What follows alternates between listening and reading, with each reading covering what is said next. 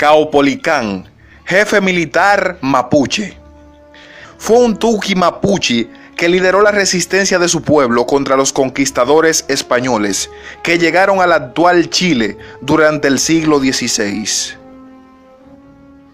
Su principal esposa conocida fue Fresía, también denominada Güedén o Pacá por otros autores. Su principal hijo conocido fue Lemugaquín, también llamado como Caupolicán el Joven. Caupolicán luchó desde su juventud contra los conquistadores españoles para mantener la región en la que estaba bajo su control.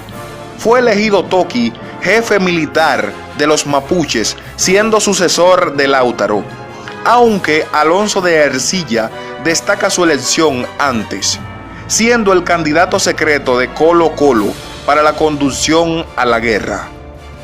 Al parecer, era miembro de una familia muy respetada en la sociedad mapuche, pues él y sus hermanos estaban siempre en el núcleo de jefes que planificaba los movimientos de guerra.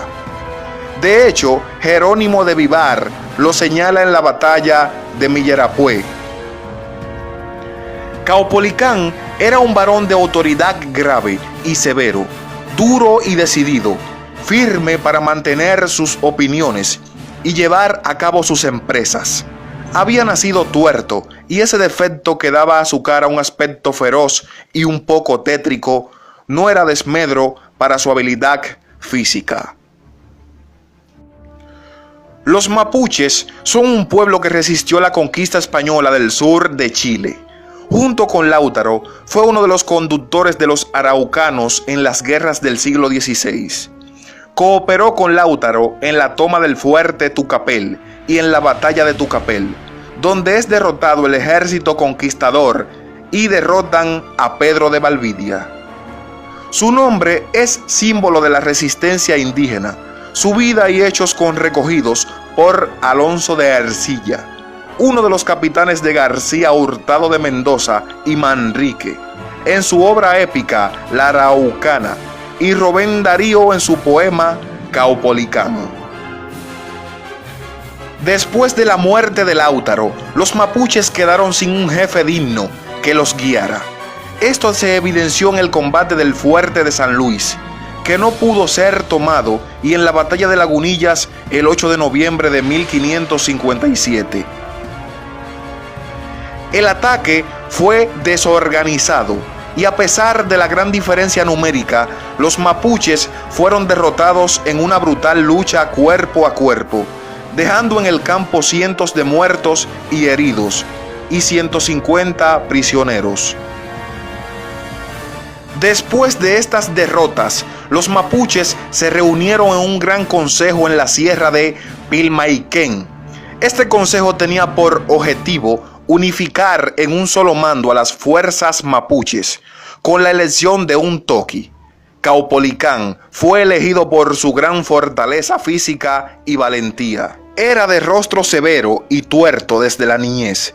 Según cuentan las tradiciones, Caupolicán tuvo que demostrar su fuerza ante los caciques, entre los que se encontraban Tucapel y Rengo, presidios por Colo Colo, sosteniendo un grueso tronco de árbol sobre sus hombros durante 2 días y 2 noches, sin desmayarse, antes de ser elegido toqui.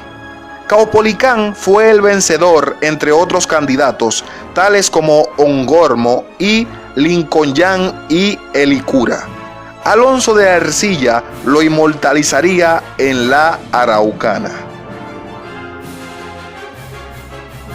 Después de la batalla de Millerapué y la batalla del fuerte de Cañete y muchas batallas más, mientras aún se retiraban los mapuches supervivientes, una avanzada al mando de Pedro de Avendaño llegó al Pilmaiquén y en la batalla de Antiguala, el 5 de febrero de 1558, capturó a Caupolicán, quien preparaba una contraofensiva.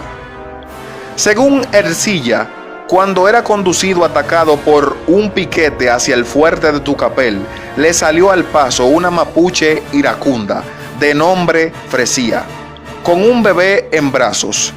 Era hijo del derrotado Toki. La mujer le reprochó el hecho de haberse dejado capturar vivo y le arrojó su hijo a los pies y se marchó, siendo estéril los ruegos de que volviese por la criatura. La marcha continuó su rumbo en silencio.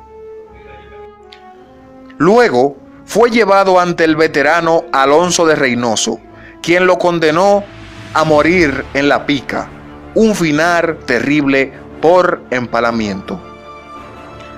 Dicho esto, alzó el pie derecho, aún con las manos amarradas, puestas, y dio una gran patada al verdugo, que rodó de la tarima. Hecho esto, él mismo se sentó en la pica, y sin dar ninguna muestra de dolor, falleció.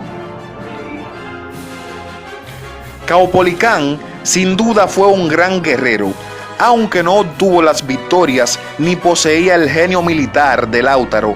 Las hazañas de ambos fueron contadas en el poema épico La Araucana, de Alonso de Ercilla. Rubén Darío también le dedicó un poema.